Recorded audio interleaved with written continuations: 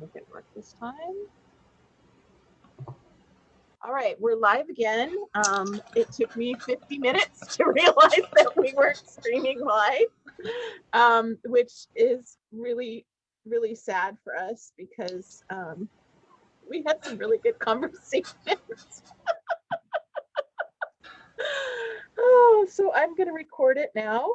And yeah.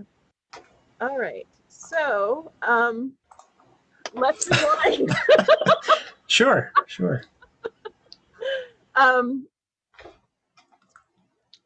Hi, I'm Ashaxi, and we're doing a Branch Laurels interview, take two, with Olivier de Bayon, who is a poetry laurel from Atlantia. Hi, everybody. Hi again. Yeah. So, tell me how you found the SCA. Sure. So obviously, if you find us giggling about a lot of this, it's because it'll be kind of not new information to a Jackson anymore. I discovered the SCA I heard about it in the late 90s when I was a high school student playing MUDs, which were an early version of like World of Warcraft and MMOs, except they were text-based and mostly chat and killing monsters that way. But someone mentioned this group called the SCA and the battles that they engaged in for real. And that seemed really exciting. So not long after I graduated high school and went off to college, I looked up the local group and went to one of their first meetings, which was right after Pennsic. I think their first post-Pennsic, post-decompression event meeting, and met a bunch of people and learned about an event that was happening like a month later. So everybody was very nice, and I learned a lot. As much as one can learn in a month of just getting bombarded with a ton of new information about this new thing that you haven't really experienced yet. I got a ride to the event and stepped out of the car, and this guy who was helping put site together took an orange traffic cone that happened to be on site, put it on his head, and said, "I am Gandalf, and Gandalf means me." And I couldn't stop laughing. And that man's name was Ethelwald Whistle, and he and I became very close friends for the past 20 plus years now. Yeah. And I knew that that's where I found this was, that's how I knew the SCA was for me. And I haven't left in part because of that moment in time as like my very first on-site SCA experience. You found your home right away. Absolutely. Yeah. The sense of belonging could not have been more blatant to me. Wow. That's so cool. So very cool. And you ended up, see, now I have background. Yeah, you got it. That's right. Absolutely. And you eventually ended up apprenticing to him. That's right, too. Yes, I was a dual apprentice to Effenwalt and to his wife, Honor Donju. Effenwalt was a bardic laurel, and Honor was laureled for costuming, especially like 12th century underwear was her hyper-focused specialty. Yeah, and I figured they could both teach me a lot, not only to be a better artist, but also to not be the kind of self-centered, egotistical young guy that I was. Yeah, and so I met them in '99. I became their apprentice in 2004 for a few years until I was laureled in 2007. Wow, that's actually pretty fast. Yeah, I guess so. I mean, so in the non-recorded version of this, I had mentioned where I sort of honed in on the things that interested me and figured out how to do that thing, which was that I realized after a particular encounter, writing a poem for somebody that was meaningful to me, that I could try to give back to the SCA that way, where I could attempt to create or recreate these moments of emotional resonance for the reader or the listener. And so I figured the best way to do that would be to try to write the most medieval poetry that I could. And I was studying medieval poetry as an undergraduate and a master's graduate student. So I had a lot of access to resources that would help me do that. I was immersed in the thing. So I could tell pretty quickly what felt genuine or authentic and what felt off to me in different ways. And I also learned how to articulate that pretty well. So I think that helped a lot. I had many privileges along the way for sure. Um, so tell me again about your first Sure. two poems that you wrote. Yeah. So the first two poems that I wrote happened on the same day, or were kind of came to life on the same day. Were the very first one uh, was based on a poem by Geoffrey Chaucer, uh, where he talks down his copyist for screwing up, uh, writing out new versions of his manuscripts for him to perform. My brother and I, who I was going to take with me to an event, were unable to get to an event because of rain. Um, and I thought rather than anticlimactically tell my friends that we couldn't make it because of rain, I would write this poem where I talk trash about my brother getting us lost on the way. My brother thought it was fine, funny stuff. So I delivered that as part of a competition to try and become a rapier champion for our barony.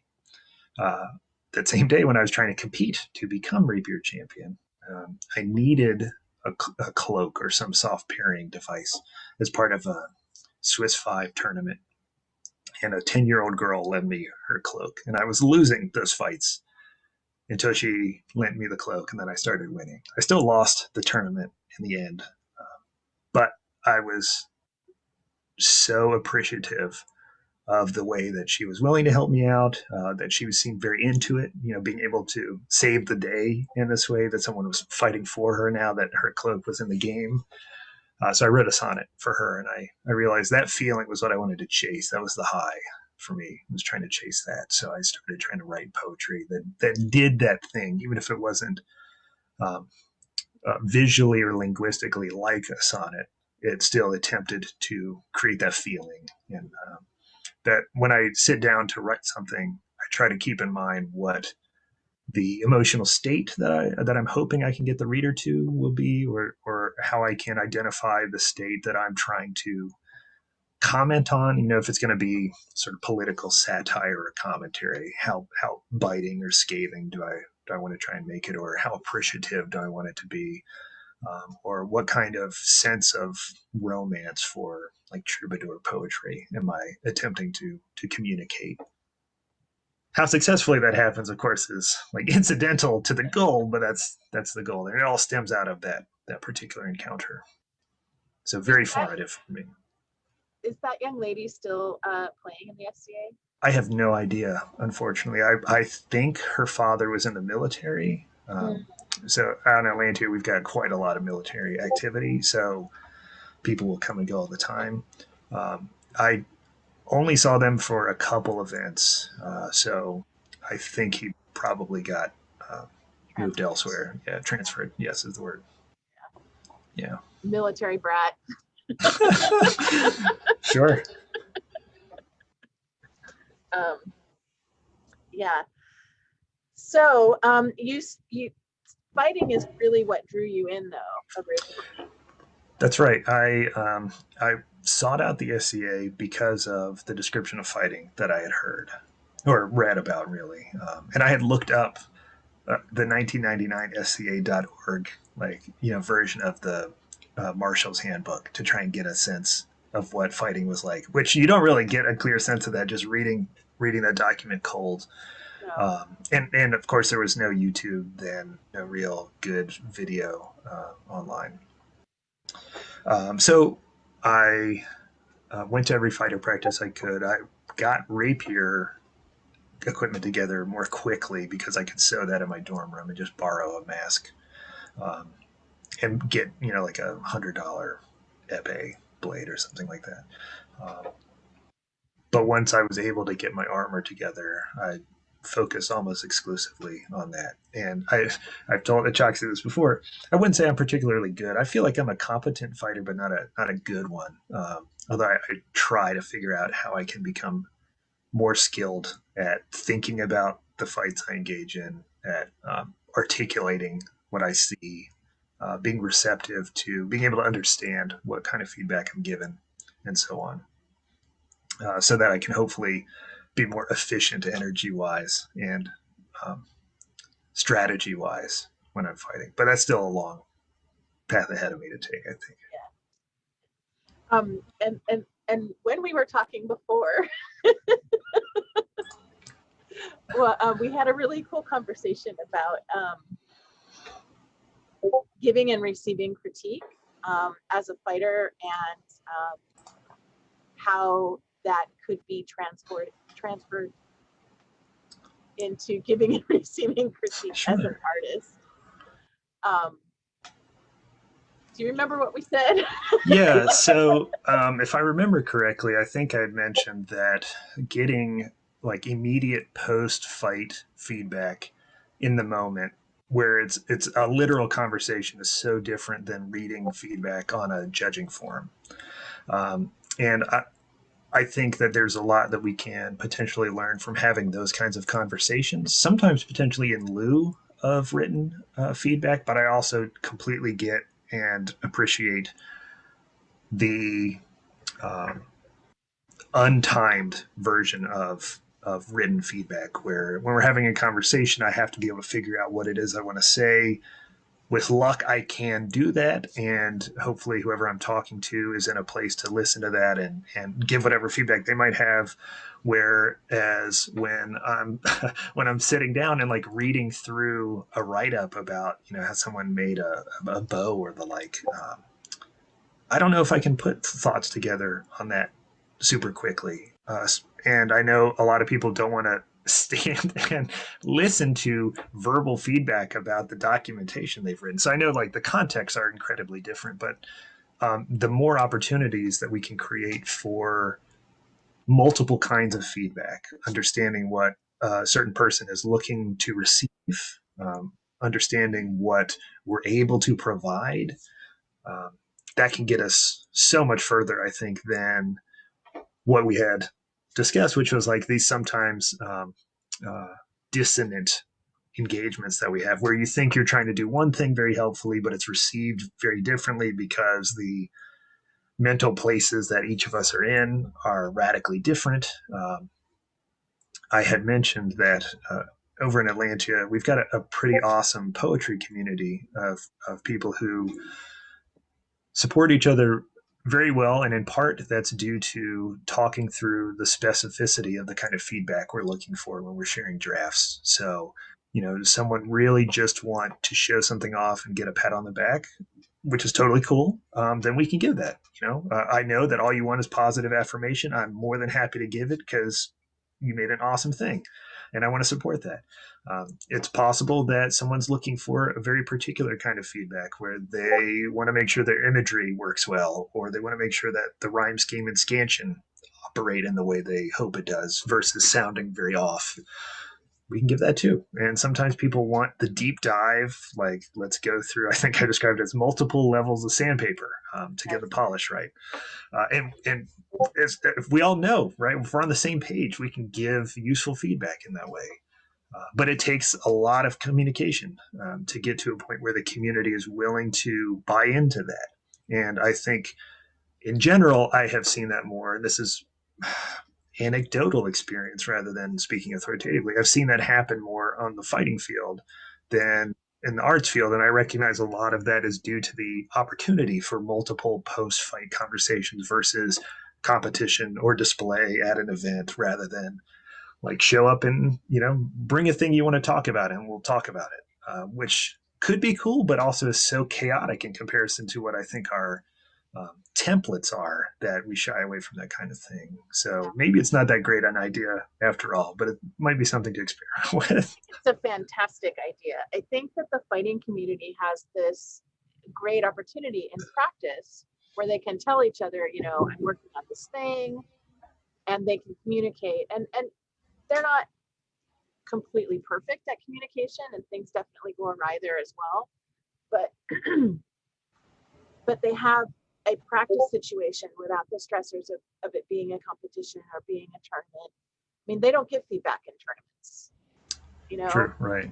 We give feedback almost exclusively in a tournament or competition setting.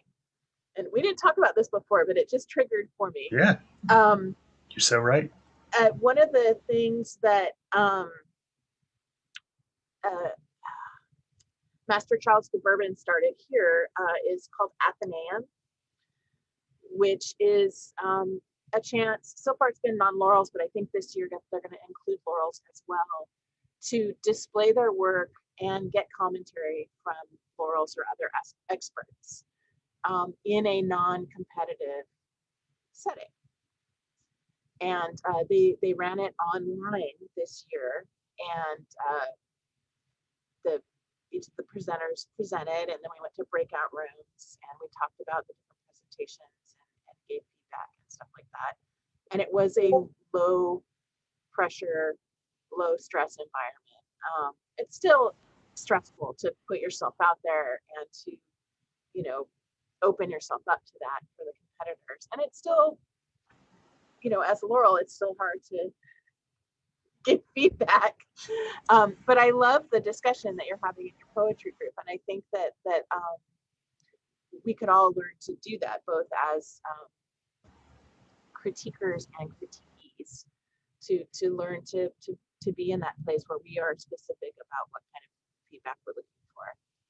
And I think it's really useful as well. This is something that we had talked about, to articulate the limits of our ability to give feedback. So I think I had mentioned the example of brewing, which I'm not very well versed in the art of at all. If someone needs me to provide feedback for a competition that might have one or more brewing examples in it, I'm going to be very upfront about the fact that what I'm commenting on could be stuff I don't understand that's super common knowledge to brewers.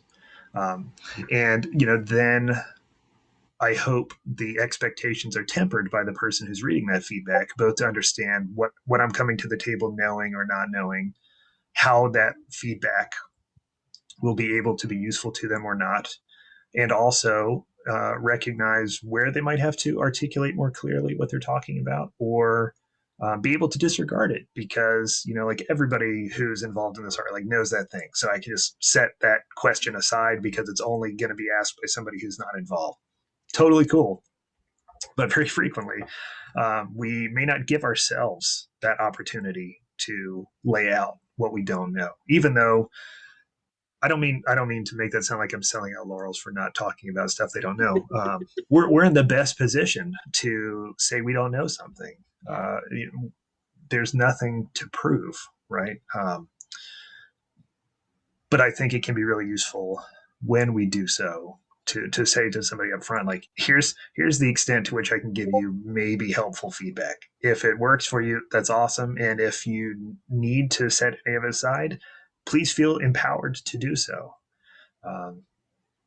because that helps us get a fuller, more valuable engagement and conversation than we might otherwise have, right? Where somebody just knows, okay, master or mistress, whoever has written a ton of stuff on here, it's going to be a train wreck. Where it might just be me saying, like, I literally don't know this concept. Is this something that you need to explain, or is it something that you can assume an in-field reader understands? And if I just have like 30 of those questions, you might be able to immediately write off like half of them because they would be terms that everybody knows or concepts everybody knows, but hopefully you're less either less intimidated or less distraught over the fact that there's a ton of writing to read through. Yeah. I don't know.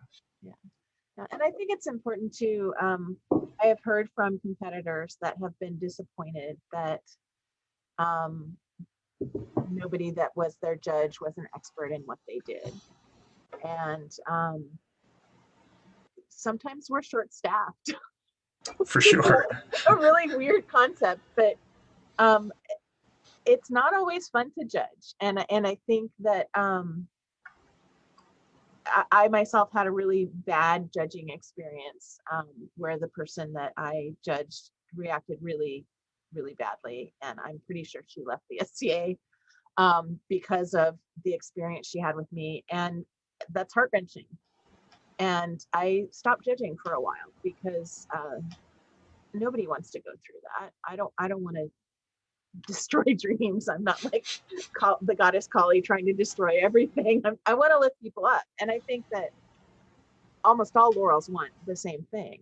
You know, you want to lift people up and you want to help them get better at their art. And I'm rambling and I'm not sure where I was going with that. Well, I mean, to speak to, so you mentioned that we're short staffed, which is totally true. Because, I mean, how many different arts could we identify as being practiced in the SCA?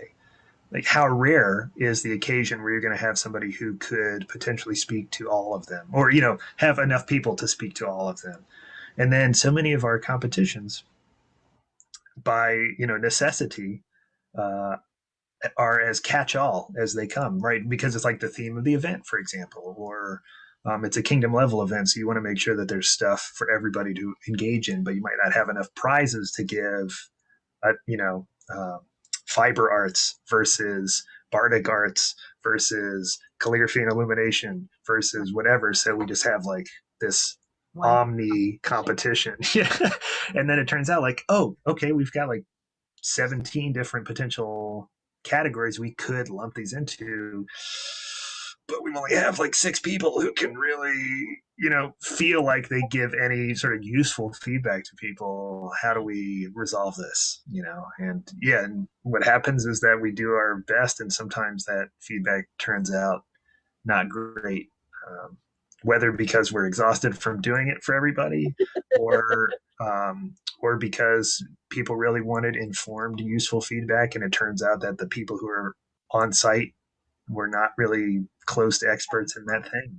Yeah. yeah, yeah. And we run into too, if someone's doing some sort of Scythian entry, and I've been their helper, I cannot also be their judge. Right. Right. And there are, we definitely have a lot of people that are into Scythian culture in Ontir, but that's not the case everywhere. So that's also a thing, is you get mentored by someone who knows the subject, but then none of your judges do. Mm-hmm. So Mm-hmm. so yeah, it's not a perfect system. Do you in your kingdom, do you have a kingdom level arts and sciences competition and a separate like bardic one, or is it all under one umbrella? Well, so I mean, we have a bunch of stuff. I think now that we do have a standalone event called the Kingdom Arts and Sciences Festival, that has some now entrenched or traditional um, competitions and displays. Because a lot of people don't want to compete, but they want to give feedback, which is also amazing, right? You just want to show off your thing and talk to people about it. We should totally do that. Depending on how stuff is set up, there may or may not be performance related components. So, for example, one of our traditional competitions at our Kingdom Arts and Science Festival is Persona Pentathlon, which is make 5 things that a single person, like time and place here, that they would have. And you get a little bit of overlap. So you might only have like 3 really distinct categories, but 5 things, because you want to work in leather, but maybe one of those things is clothing related and the other is not, or something like that. I'm writing this down. I will happily send you more information about it because it's awesome. I think the East Kingdom has something kind of similar called Artifacts of a Life, or something like that. Um, what that means, though, is, I mean, again, who knows what's going to get represented of the stuff that someone brings in, even if we might only have a couple people who could do the full pentathlon set of entries. So I have given feedback on poetry in some of these cases. While I'm in the room, I might as well give feedback where I can. But it turns out that what I'm doing is commenting on some other thing that I'm only semi well versed in, or someone has written a full blown research paper, which thankfully, in the past number of years now, those of us who are willing to give feedback get that ahead of time so that we have time to read it and give feedback to the person. But yeah, who knows? Yeah. I like, it is awesome that we have so much to be potentially exhausted by responding to. So I hope nobody is listening to this feeling like I'm trying to downplay the fact that it can be exhausting to do this. I love doing it. I Yeah. just wish I could be more helpful to the people that I sometimes need to respond to. Yeah, it's out of wanting to serve better, not thinking that, oh, I have to do all this stuff. It's horrible. It's wishing that Yes. there was an endless source of energy to serve better. Um, so we have our kingdom champion actually like stands behind the throne and does all Oh, yeah. that. And then we have a bardic kingdom champion that does the same. And those have been one, but now they're separate, and it goes back and forth. Yeah, so depending on the monarchs, we have had in the past a single bardic champion, but we've also had a king's bard and a queen's bard. So, past couple of reigns, we've had that. But there's also entrenched in kingdom law or policy, I don't remember, a separate notable poetry position, the Poeta Atlantiae, who is like the poet laureate for the kingdom. Oh wow. Um, yeah, and everybody who's been the Poeta has done some amazing stuff.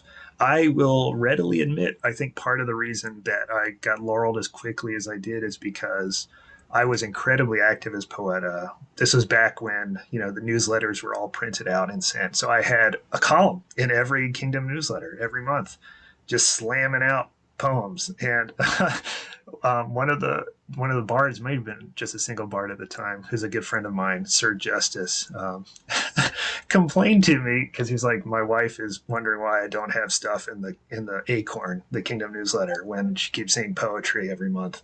I'm like, well, I mean, write something, Justice.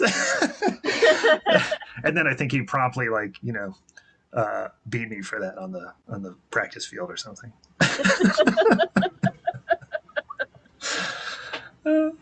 I love that you have kind of a poet laureate of I've already blanked the term because my brain is not working. Sure.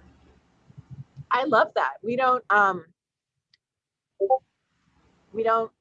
honor the bardic arts that way in our kingdom. And I wish that I think it's something worth looking into. Yeah, I mean, so even though I was apprenticed to a bardic laurel, I'm not really a big fan of performing stuff myself. I'm all about composing. I love writing it. I like the language games that we can play of visually reading something versus hearing it. Um, I love the kind of references that one can make through poetry that require a little bit of chewing on, figuratively speaking. And a lot of that can get lost in the oral performance of a piece. I mean, there's a lot of awesome stuff to be said for hearing a great poetic recitation. But for me, it was all about like, what can I do to make this something to encounter in a way that's really cool for me. So, one of the things I really like about the Poeta position that we have is that it doesn't require necessarily being a performer, even though a lot of people who have served in that role have been incredible performers. Um, it gave me, when I was that person, the chance to just write in a way that I thought could let me show the kingdom how much I loved it without having to lose some of that, the way that I write stuff, to lose some of that in the translation to speaking it. What a great platform. That's really cool. It's neat. Yeah. And I think one of the cool things that this year has taught us is like, look at all the awesome stuff that these different kingdom cultures are doing that maybe we can steal and find really useful for us. Absolutely. Yeah. It's been such an incredible journey to learn so much from other kingdom cultures. And speaking of which, about a year ago, I finally wrote my Scythian,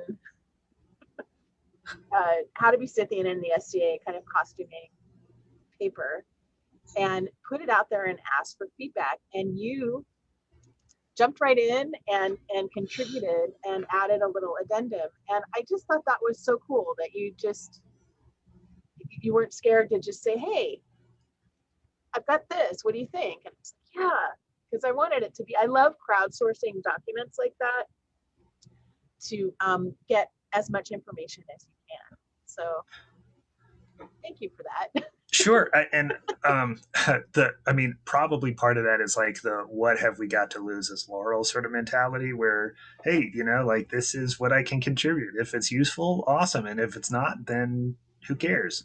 And with a sense of ability that maybe someone who doesn't feel as confident on that path would feel like they could have contributed, right?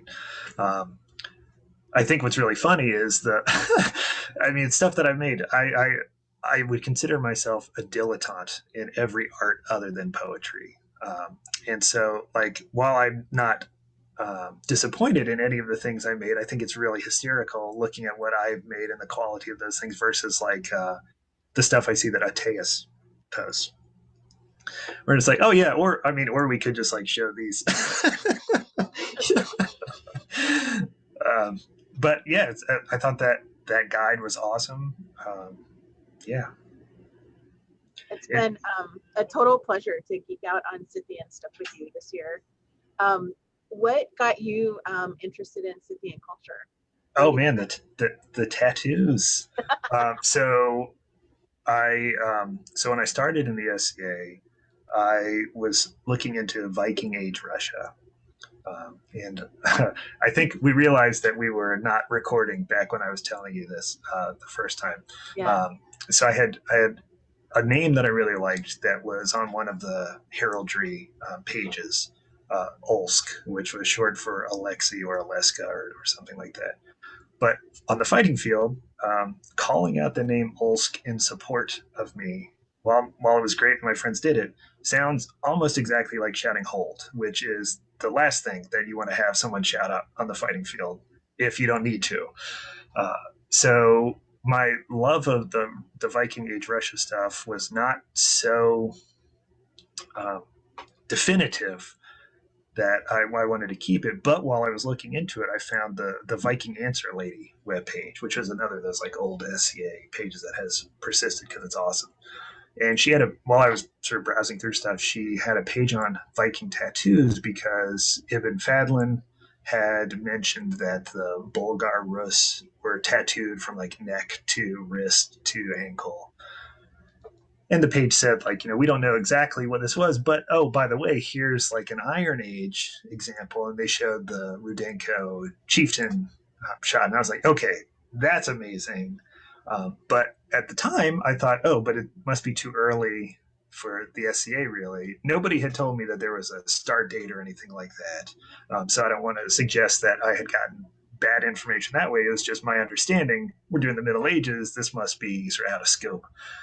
But I kept looking into that, and my university library had a copy of the Rudenko book. They also had a copy of the Renata Rolla book.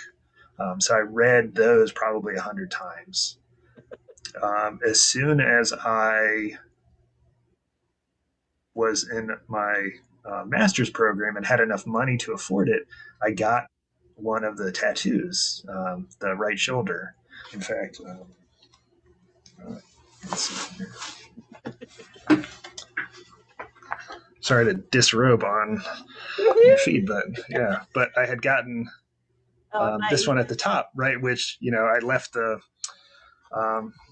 face uncompleted because there's like a hole in the arm there. So I thought, okay, it's close enough, right? I don't need to try and extrapolate.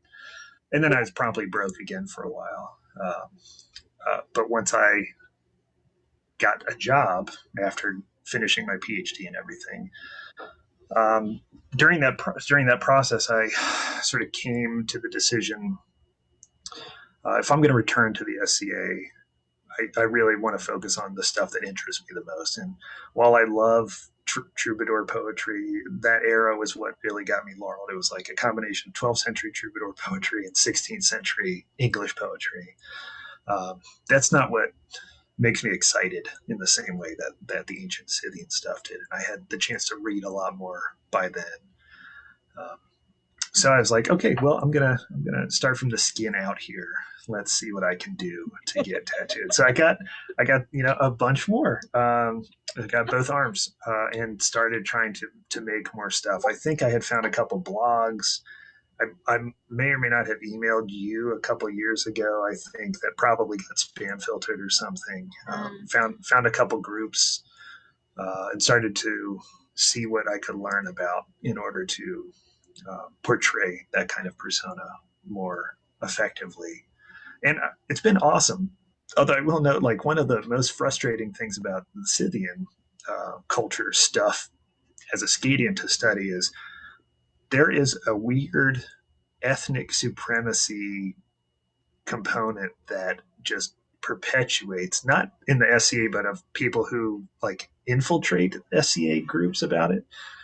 And it's been like disturbing to an extent that you would not really see in the same way with a lot of Western European stuff. I mean, there's certainly going to be like some white supremacy elements, but not in the same way that we see this weird mashup of like Slavic supremacy versus Indian supremacy versus Turkish supremacy versus Iranian supremacy. That just, whew. Crazy. It's crazy. And we both are moderators on the Scythian group, and you have to really watch it. Yeah. I mean, I've even gone back because I try to monitor as a reader, not really as a participant, a number of groups that also claim to do similar SCA or similar Scythian research that I see Scadians involved in, just to like keep track of, are these people going to try to, not the Scadians, but the accounts that publish this really disturbing stuff, are they going to try to join our group so I know in advance to block them or deny membership if they try to get into our group? And it's, what a wacky thing to have to say that we're doing. Yeah, it's why I get kind of hesitant when people start talking about the genetic research that's being done. Yeah, it's a whole big ball of wax that it's very uncomfortable. Yeah, I mean, I try to stay on top of as much research that gets published as I can, and some of that will be the genetic stuff, seeing like who's fighting over what haplogroups are represented in what data sets, and I think that can be useful just to have in case someone tries to make a particular kind of argument, because you can always say like, well, sure, well, you're saying that about this one, but if you look at this other study, they've incorporated a different set and there's stuff that you're not taking into account. And if someone comes up with that study, we can say like, well, look at these others that we've got, because we want a fuller aggregate picture if you're going to make that argument. But most of the time I have found people who are arguing one way or another tend to write off the consensus of research in one area altogether because they don't have a way to respond to it. So, for example, a lot of the voices that I see arguing for the Turkish nature of Scythian stuff don't take into account the Iranian language discussion, and people who want to make an Iranian supremacy argument don't take into account the Turkish cultural element. So I try to like point out these gaps that we've got. So even if you want to keep that argument, at least talk about what's been published, because otherwise you sound like someone who's purposefully attempting not to engage in a good faith discussion, which is what I know you're really trying to do. Which is what it boils down to. Yeah, exactly. And it's interesting too, as you go through research, I think Rudenko was actually jailed at one point because he didn't toe the party line with how he presented his research. Yes, correct. And there's also some challenges in some of the Chinese stuff from I was just watching it today and I'm blanking on the names, but Urumqi and Zhao Zhe, is that the right way to say it? I don't know. I do not either, unfortunately. I'm all about butchering all the names because sure. That's sad. But the textiles that are starting to come out, there's some new textile finds that are just blowing my mind. Having spent the last 20 plus years researching this stuff, and to suddenly find that there are these new textiles that aren't really new, but they're being written up. I mean, Sure. clearly they're not new; they're thousands of years old, but new Mhm. discoveries. It's amazing what is Yeah, still coming out. especially the sheer amount of stuff that's not in English. I remember even before Google Translate really started to kick off, when I was a master's student circa like 2006 or 2007, I was doing, I could barely read Cyrillic letters to know what the words were, let alone be able to do so in a multiple word string, trying to figure out what the CV for like Natalia Polismak said for all of the works that were not translated in English, so I could try to get interlibrary loans of them in case they had photos of anything that hadn't been put into English.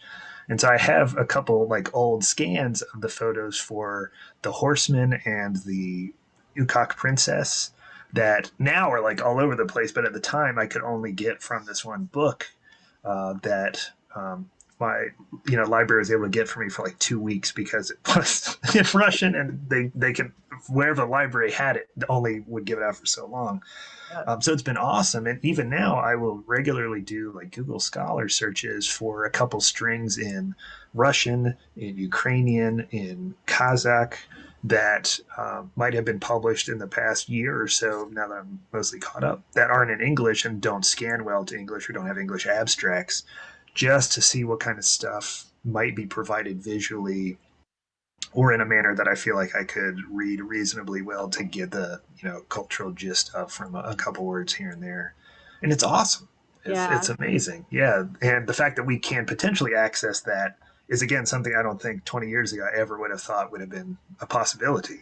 no, and to be honest, I just learned about Google Scholar last week when you and Kalja both sent me the same article like on the same day, the same morning. I'm like talking to both of you about it. And I asked her, where are you finding all this? Because I know that you have all of these academic kind of routes that you can take. Yeah. And she's like, oh, I Google Scholar and blah, blah, blah. And she's like a wizard with that stuff. And I'm not very good at that. I'm just really fortunate that people send me cool stuff all the time so I can stay reasonably up to date. Um, so thank you. I really appreciate all of the cool things you sent me.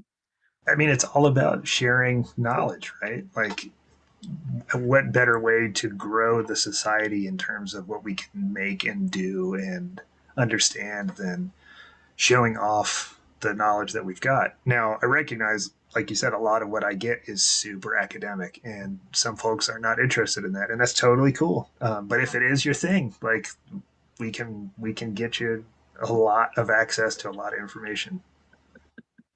Yeah, it's super exciting stuff. And I with doing all of these interviews and trying to get through the pandemic and all of the things that go with that, having my husband work out of the home and my kids and blah blah blah blah blah. Everybody's going through the same thing. I have not been able to get my brain into reading academic stuff. It just I can't track it. I haven't even been able to read for pleasure this year. I try to pick up. I'm a big science fiction nerd, and I cannot get through like a chapter of a book. Sure. So, there's my big confession. I'm No, looking at the pictures and I'm really enjoying it, and I'm bookmarking it or downloading it for when I have the capacity again. But I can't right now. It sucks. yeah, but I mean, but it's understandable. We're still trying to cope with a year of trauma of dealing with this. So, in some cases, I'll admit, like a lot of the stuff I collect takes me forever to get back to because I'll just skim for diagrams and captions to see is this something that's roughly going to be useful for me in the future. And if it might be, then cool. And sometimes I never look at it again. Or sometimes I don't really care about the article, but I'm interested because the preserved leather for the Cigaris strap that we've got is like something I might want to try to replicate at some point. So I only have it for that one page. And, Right, yeah. right. That's really interesting. So you have been doing some teaching on the Scythian tattoos.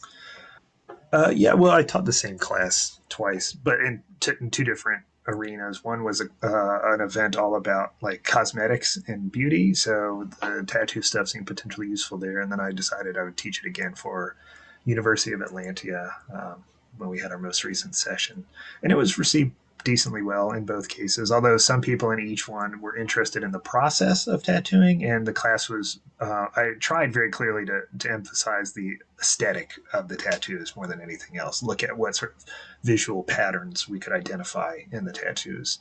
Luckily for the University of Atlanta session, a lady named Shazia, who I think is out in Eastern Washington, who's a professional tattoo artist and has replicated some of those, was available. So when we turned from sort of my walkthrough to conversation, she was able to answer a lot of questions and give some really good insight, and it was amazing.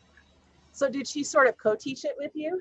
No, she just hung out. I think she was interested to see what the class would be about. But anytime someone asked about what the process was like or what the materials were or how to go about doing it, I just turned things over to her. And I was like, look, I can talk about what scholars are speculating about. But if you're interested, like you're somebody who's done it, Shazi, if you don't mind me continually like shifting the spotlight over to you, please feel free to overtake this conversation and move it in whatever direction you want. So it was great.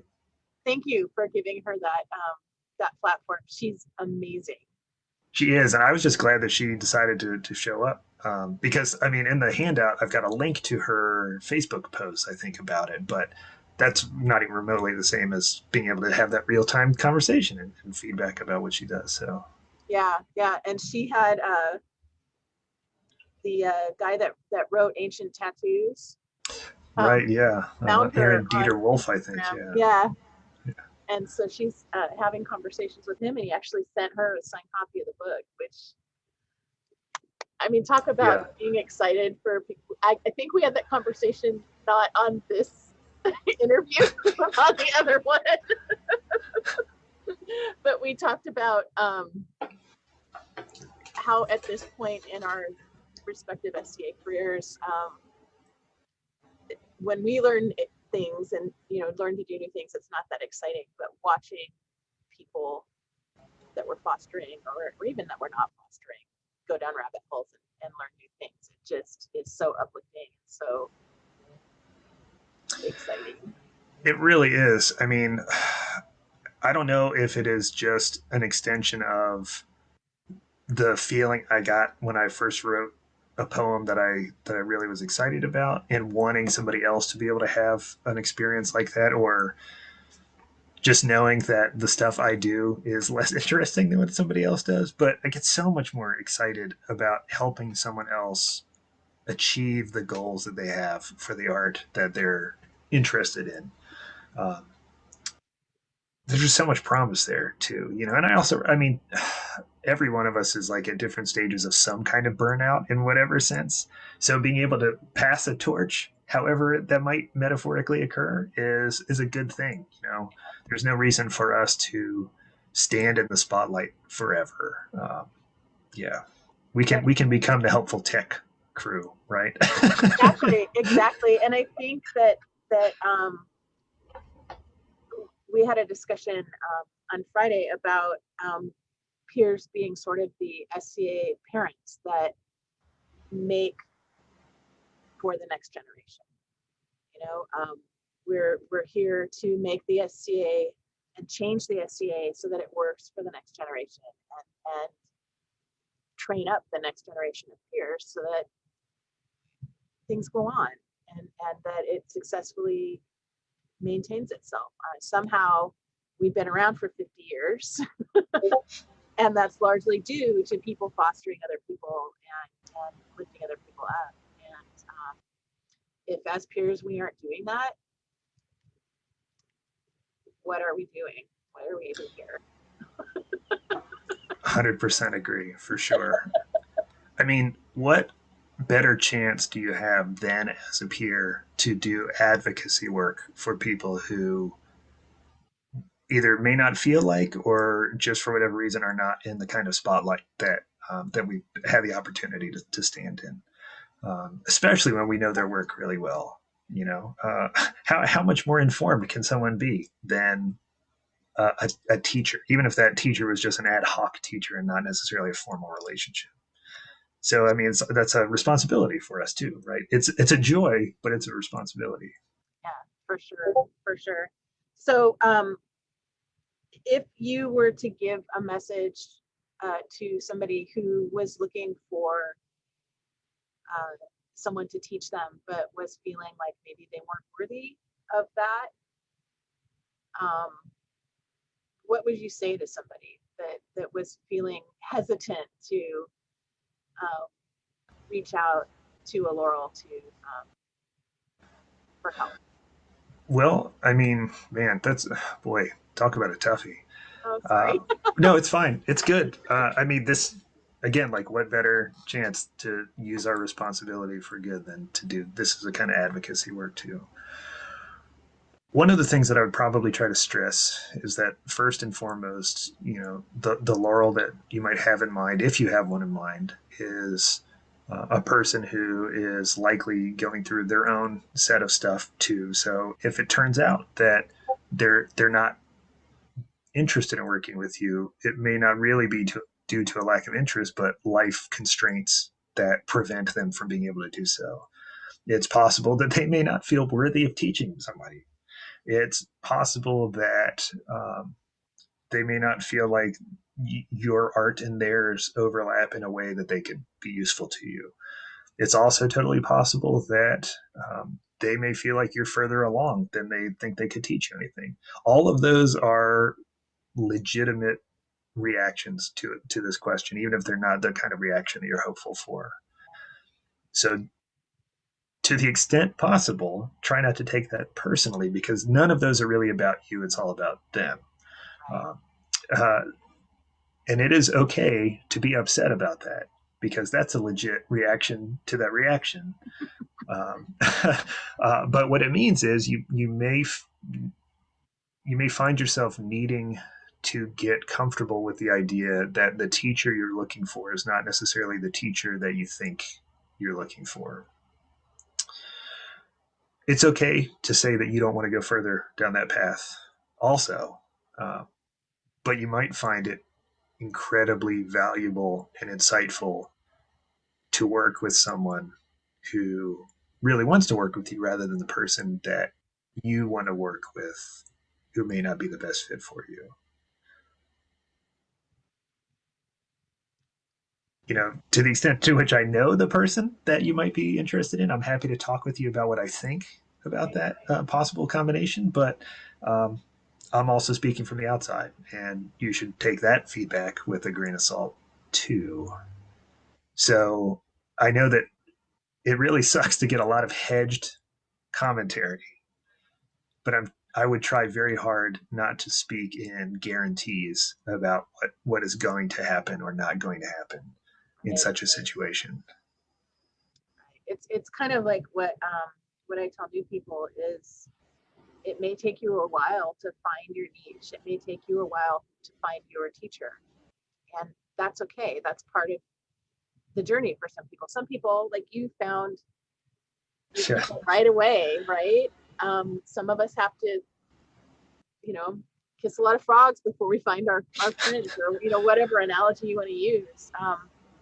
Sometimes it takes a while, and it's okay to shop around. It's okay to take your time before committing to any sort of formal relationship. Um,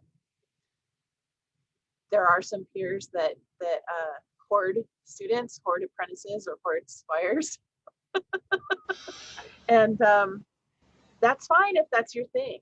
But I think it's really important to make sure that it's a good fit for you, the student, before you commit to a teacher.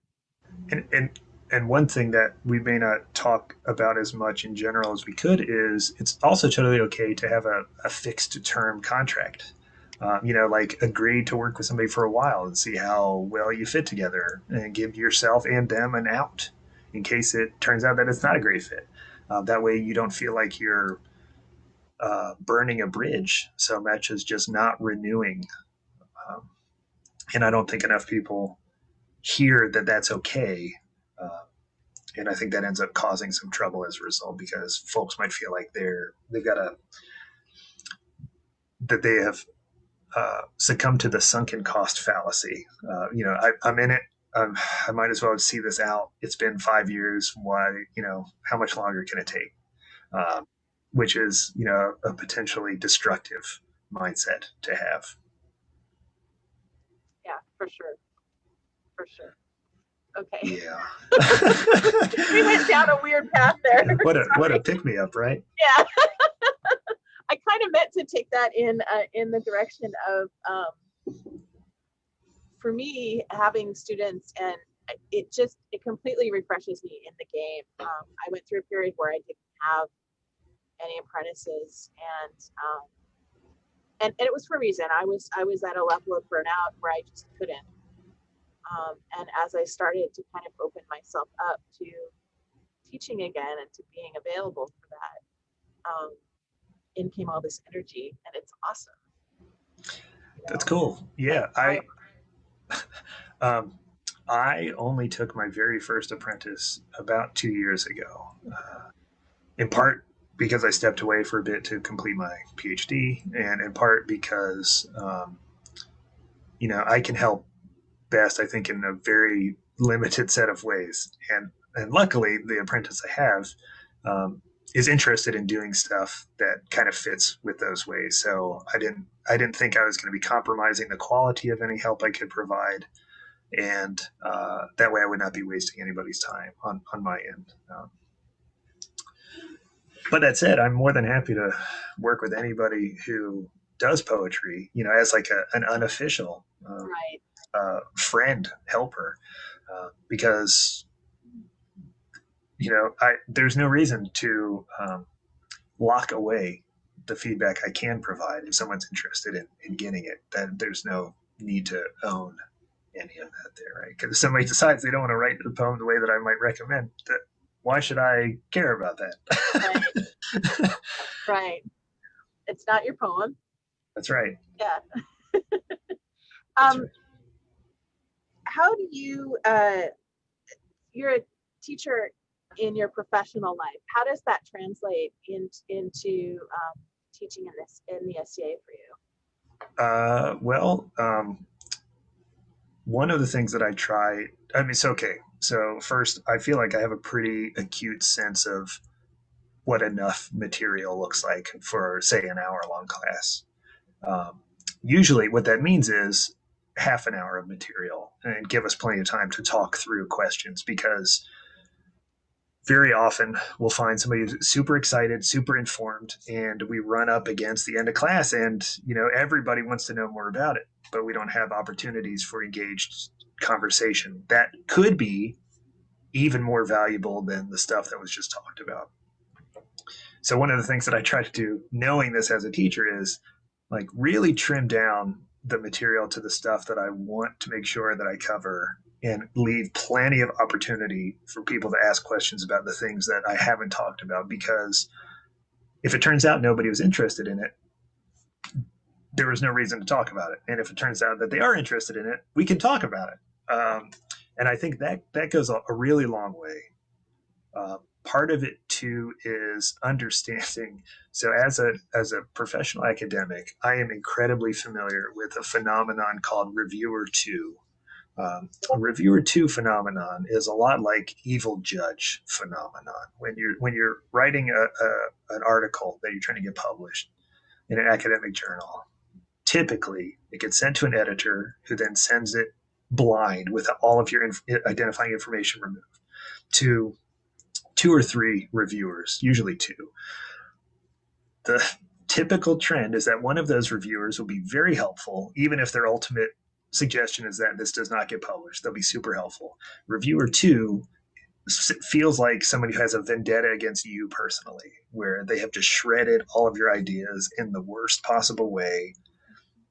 No sense of community of scholars trying to work together to better the world through knowledge. Um, so I try very hard to not perpetuate that feeling in the SCA. the way that we can give feedback can be so different from that. And I don't want to suggest that it's a super common phenomenon in the SCA either, but sometimes we fall into that trap, right? Like you mentioned the experience that you had as a judge and some receiving it in a very different way than you intended. Yeah. I think that that can go into teaching not only classes but teaching people how to give feedback. So one of the things that I try to do in my articulations of the limits of my knowledge is show through this example that this is a potentially valid way that you might give feedback to somebody else when they're coming to you for help. You know, just as you see me here outlining all the things that I can't really talk about in an informed manner, you should feel free to do that. You should feel informed to do that. Some of that is like, I don't want to say that I'm teaching my peers in regards to watch list commentary, but I try to construct my watch list comments in a very particular way that is attempting to guide a very purposeful sense of understanding of a candidate so that there are a few questions about the things I'm trying to articulate. And I'm hoping that over the last 13, almost 14 years, technically 14 now, Jesus, of doing that, yeah, of doing that, that the model kind of feels useful for others to make some use of. And, so I think there's a lot of opportunities, whether in formal class settings or not. The kind of handouts that I construct are also meant to be accessible in the sense that if you're going through it and you're not in the class, but you're interested in the material, you can get a solid sense of what the class covered so that you don't have to, you're not limited by hearing me talk. Right. So it's that kind of thing that I think has been really useful. It's nothing that's a trade secret per se, but just has been a privilege to be able to weaponize in support of the SCA. I think that's really important. I know a lot of people, when they first start teaching in the SCA, they're like, oh my God, I've got an hour class. How am I going to fill that time? And they freak out and they just fire hose it. And it's really a 4-hour class at that point. And it's really hard to distill the information down once you've gone that route. So having that realistic idea of how long the class is going to be is a pretty huge leg up. Yeah, and I think a lot of that too has not only come from classes, but from presenting scholarly information. So when you have like 15 to 20 minutes to talk, I have an incredibly good sense of what that actually means in terms of speaking speed and clarity of speed of what I'm saying to work within that time. So very frequently you'll see like new scholars and graduate students will, again, write too much and then have to either edit on the fly, which is very tricky, or speak very quickly to get through everything they need. Whereas, the one big trade secret is like it's totally okay for your class not to hit the limit. Like if your class ends 10 minutes early, like no one's going to complain. People will be so happy to take a bathroom break or get some water or chat with friends after class or ask you questions, so that any sense, especially a sense of feeling like you will be demonstrated as a fraud if you don't fill the class, right? Because that's a guiding fear for many. That's not really a thing, I think can be liberating for a lot of people to recognize. So at least at the last several University of Atlantia sessions, I've sat in on classes where other laurels have done a really good job of constructing their classes in this way, where it's not really going to take the full 50 minutes. There's plenty of time for conversation, and that's okay. That makes for a comfortable, enjoyable environment, and I hope that works to inform how others in the future might construct their classes as well. Now, there's a lot to be said for the person who can feel that whole time and does so skillfully. I don't want to trash the person who does a full 50-minute lecture. Just noting that if you feel like you have to do that, then let me just say, like, you don't have to do that. It's okay not to. Yeah, totally. I'm thinking about the felting videos that I uploaded to YouTube, and they're really long, but it's step by step, and I'm making mistakes so that you can see what they look like getting made, and it's more of a process than a lecture, I guess. So I don't know. They're I really mean, long. I, but I also imagine when you got the video, someone can see what that time commitment is. Yeah.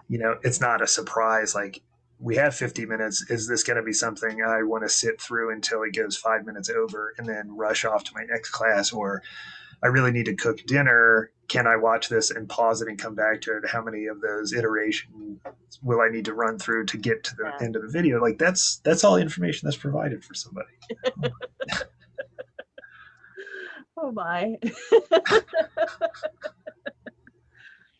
Yeah, a lot of people have asked me to teach during this pandemic, and I just haven't been able to. That's another one of those things I'd like to do.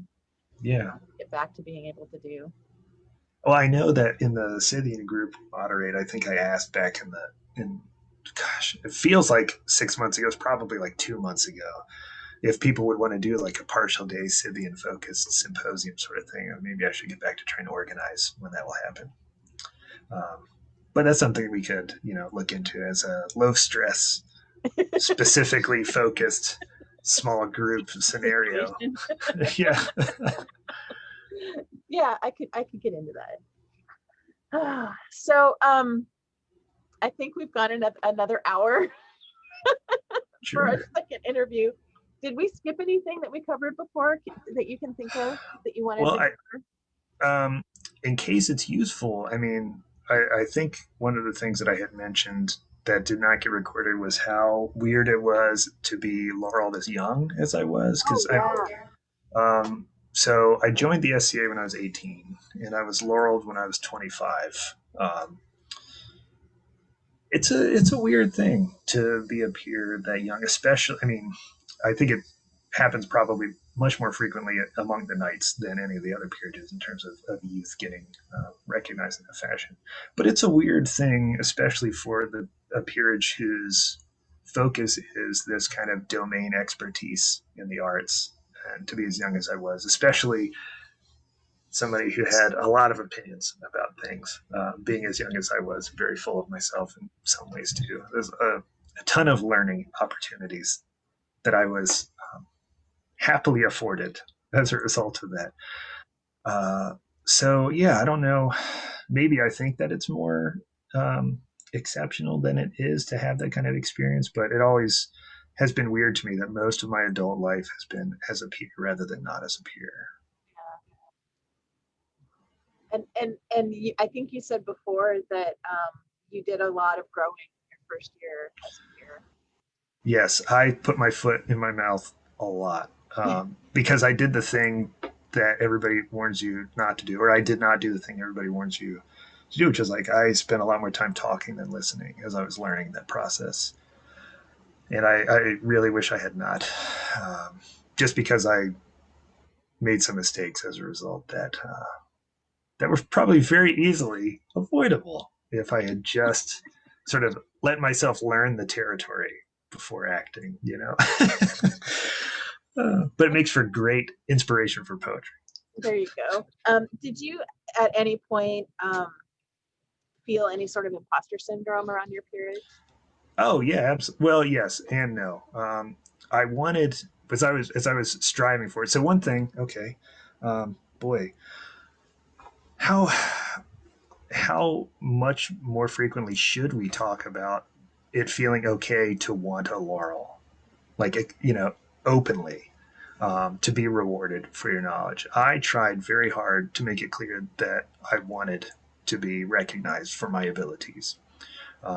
I wanted to be the best poet in the SCA. I don't think I got there, but that was a goal that I had set for myself. Was like, this is the level that I want to say I can write at and that I can do at. And there's ego that gets wrapped up in there, because you have to make yourself believe it, or else you just get imposter syndrome of not feeling good enough. But at the same time, I totally didn't feel worthy of it when I was recognized. So it was like an oscillation of, yeah, I'm amazing, and I should recognize that what I'm doing is amazing, and then a veer towards, I have no idea what I'm doing. Like, or outside of the act of writing poetry, there's no reason that I should be recognized in this way. Um, and that's a weird thing, especially when the age comes into play, because I'm sitting in a meeting with like a ton of people who've been doing this, sitting in these kinds of meetings, giving this kind of advice as long as I've been alive. um, is unsettling, but also very enlightening. So I tried to recognize what I could learn from my colleagues in that way, and also from trying not to be the bad example that I'm sure that I was inadvertently being in many ways for my first year or two. It also didn't help that I got laureled in 2007 and I started my PhD in 2009.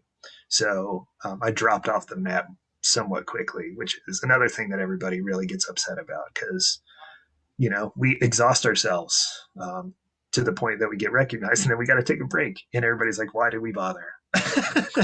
Why do we bother recognizing them when they go away? So that kind of sense of stuff has stuck with me occasionally. I try to do a lot to make up for that, or what I think I'm making up for. It probably doesn't matter anymore, but it feels like I'm making up for it. I think it took me 8 years to feel like, yeah, I'm a moral, I belong here. And I think for me, it was more about doing the work of being here until I felt like I had to do that before I really felt like I was up here. And now it's more like, yeah, so you're up here, so what? So I don't know. It's a weird thing. This hierarchy of equals that we have in the SCA. It's a very interesting thing to navigate. So For sure. And I don't know about you, but like it mattered to me a lot more when it was new and fresh that I had been recognized for the thing, whereas now um, I see it more as that joyful responsibility rather than uh, uh, award. And I don't mean to discount that for the people who are striving for it, but I feel much happier with it being a joyful responsibility than when it was the exciting award that I could feed my ego with a little bit as a young snot.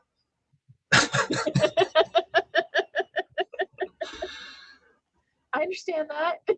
I get it. So since you're now fully kind of getting back engaged in the SCA, what are your next steps? What are your next exciting rabbit holes to go down? That's a good question. I'm trying to get more information about stuff like repoussé. I haven't done any metal work really at all, other than very minor adjustments to pieces of armor that someone else made that I was trying to fit a little bit better for myself. I'm trying to put together a heavy kit for Scythian stuff, based on the Saloka comb, of course, because that dude in the middle is amazing looking. But a lot of it is like supporting my apprentice, seeing what I can do. I say this knowing that this weekend is our Kingdom Arts and Science Festival, and there's a poetry specific mini event at that, and I haven't written anything for it.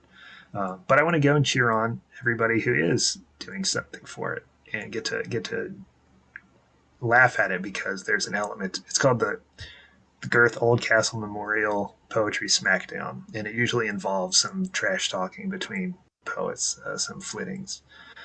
So I want to hear how we diss each other. That'll be an enjoyable affair. It's such a great tradition. It really is. I have gotten some sick burns thrown my way from my fellow poets, and I've tried to throw some back. Usually as self-deprecating as they are deprecating. For example, there's another poet in our kingdom, Rory Anku, who's very large and loud and Scottish, and so he walks around in Elena. And one of the first poetry smackdowns, I made fun of him for wearing Elena. I said he dressed like a girl, and the punchline was like, "Why don't you wear hose like a boy?" Uh, I mean, like, Yeah. like Chaucer's and Hosen, but so most of my humor tries to ironically poke fun of myself as much as anybody else. But there's some great. That whole event is awesome. That tradition is fantastic. So yeah, I look forward to that. But outside of that kind of informal support, I don't think I have anything in particular that I'm working on. I've got this website, trabira.org, that I've used as a way to curate and preserve poetry from the kingdom and some songs, mostly Atlantean, but some people from outside kingdoms have also signed up and added some pieces. I was inspired by the West Kingdom History website, Oh, it's so which good. it has so much awesome stuff, and I love looking through the different pieces from CA history that are there. There are some pieces that like Fleeg Duke Frederick has written that are just mind blowing. Like when I thought I was an awesome poet, and then I read this Goliard poem that he written, Veni Vidi Bibi, I came, I saw, I drank. I was like, I don't know shit. Like, like I thought I was amazing. No, I'm not. This is incredible. So I love encountering, discovering stuff that's new like that people are doing. And again, 20 years ago, I don't think resources like that would have been as readily available. But being able to see much more clearly what Scadians are doing is awesome. It's what makes all of the joyful responsibilities so joyful. Yeah. Will you, when we're done, will you drop that link in the Yeah, sure. comments? Awesome. Absolutely. Yeah. Awesome. That would be great.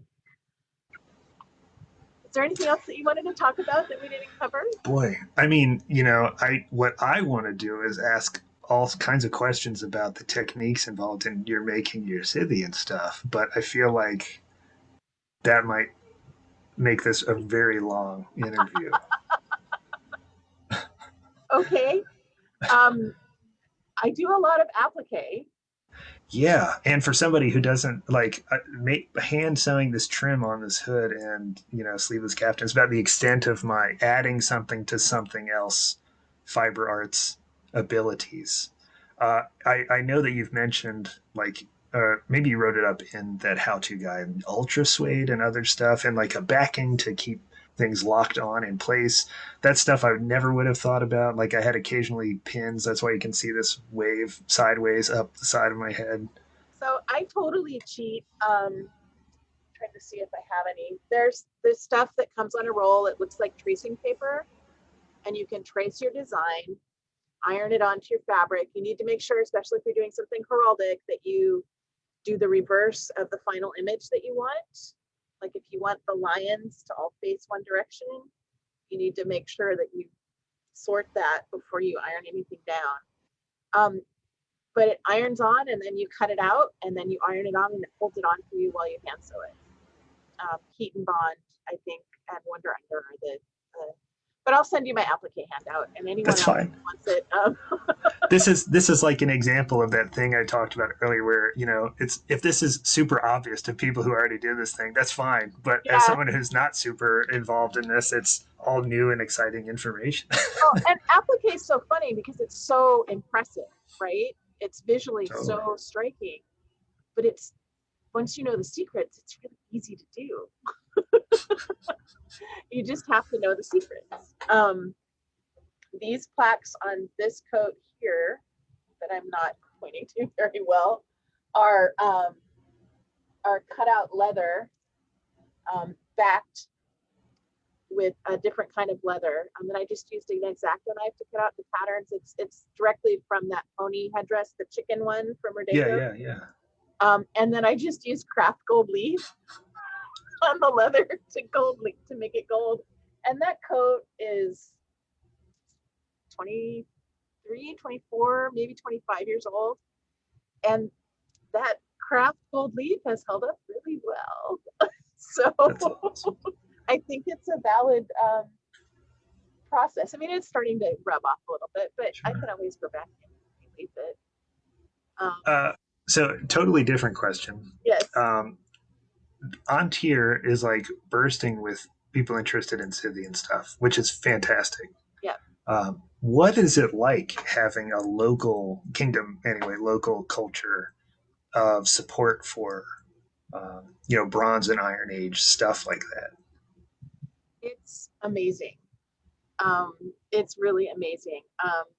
Tyus and I early on kind of found each other, and we used to like lie on the floor in the back of court with a book and just geek out for hours.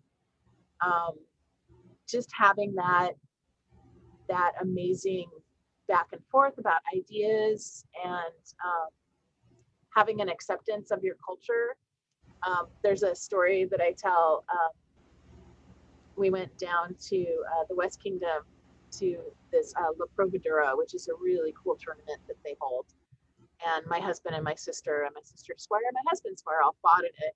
And I had my full Scythian on, and I used to have a hat that went missing. I don't know if someone stole it or what happened, but it was very phallic, and it was a big Scythian felt hat. And we were walking across the fighting field in the evening. And, the West Kingdom has all of these people that do this beautiful, actually medieval style, costume. They have a really wonderful culture that way. And as we started to walk across the field, everything went silent. And everyone's looking at us. And my sister, who doesn't like to be the center of attention at all, I'm like, what is going on? And she's like, it's your fucking hat. Everyone's staring at us. I'm like, I'm sorry. But so that's the difference is having it be weird to people like that, and then having people who accept it and it's just part of the culture, and it's just another weird thing that part of us does over there. and having people to share it with. I think that's huge. I can't imagine how isolating it must be to be into something and not have, someone else to share it with and to hang out. Well, I mean, the internet's helped a lot with that too, of finding folks to be able to geek out about those things. Yeah, assuming one can find the resources they're looking for. Yes. Right. Yes. And if they can't, they should just ask you, because I'll at least try and help them find it. Yeah. Yes. Well, cool. I don't have. I'm not. That's cool. Yeah. Else. I mean, we've had 1.5 interviews this evening already, right? We have. I kind of wish that the where we talked about Scruffy was on. Maybe we can talk about that again. You wrote a poem. Yeah, so the very first poem that I delivered at an SCA event, because I mentioned that I had two there, the one about my brother and I getting lost was really written because we couldn't make it to an event right around the time, I think it was right after the passing of Aldwin Scruffy Longwalker, who was beloved in many kingdoms, but lived in our barony at the time of his death. So it was like doubly disappointing that we had missed that event, because I really wanted to be there for our friends who were trying to mourn and celebrate at the time. And Alden was the kind of guy that you wanted to try and imitate in all things. He was an awesome demonstration of what a peer in the SCA could and should be. And I only really got to experience that for 2 years, the first 2 years of my SCA. But 2 years is a generation in the SCA, so I tried to soak in as much of that as I could, even though I'm sure in his mind I was the annoying 18-year-old brat who was, screwing things up left and right. But he never showed it. He went along and served in the mentor role that, trying to poorly imitate now. That's awesome. He was also one of the first people that I met in my first couple of years in the SCA as well. And I think that's a really, that's a cool connection. Yeah, it's funny how he's there to be, or while he was around, he was there to be the guy to show you kind of like the ropes a little bit.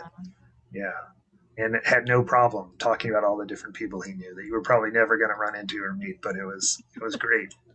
He made the SCA feel smaller while also bigger at the same time. He was a wonderful storyteller. Absolutely.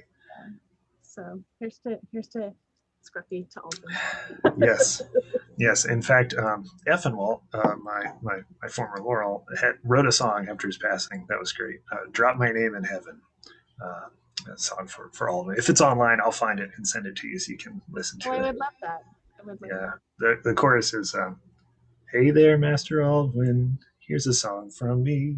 Drop my name in heaven or wherever you might be." It goes on from there, but That's good awesome. little Aldwin humor. Well, thank you so much for doing this with me tonight. I really appreciate Sure, it. we can do a tattoo show off here before we go.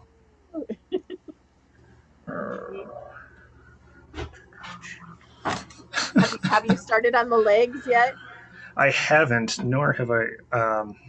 Well, part of the reason was like when COVID hit, I was like, I'm not going to a tattoo artist for a little while. No. Yeah, but I need to finish some upper body. I was going to do the unfinished animal on the chieftain, Uh-huh. that goes under the arm, the left arm. I was going to um, meld that with the tiger on Paziric Kurgan 5, dude, the giant tiger. I was going to make it just the tiger, finish the tiger under the arm, and let that go. And then I'll head down to the legs and see Awesome. what we want to do.